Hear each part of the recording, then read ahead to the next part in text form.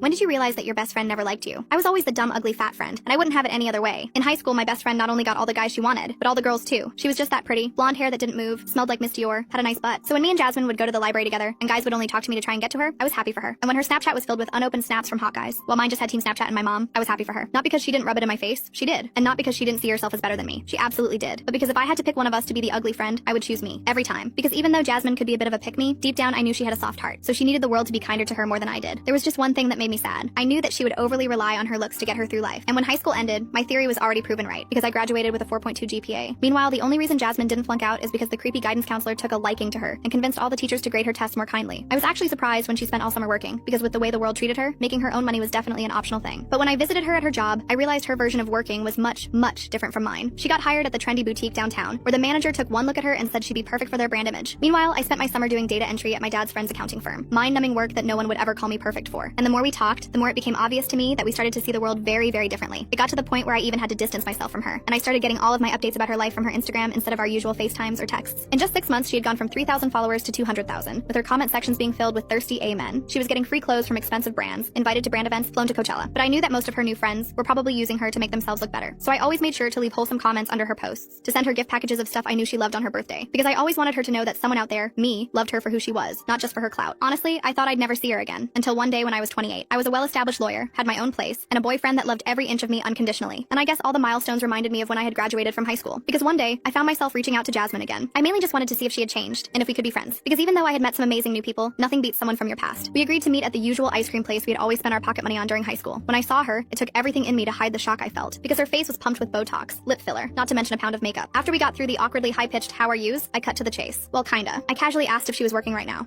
Well, you see, I was, but I just smiled, because I had an ace up my sleeve, and that ace was a job offer.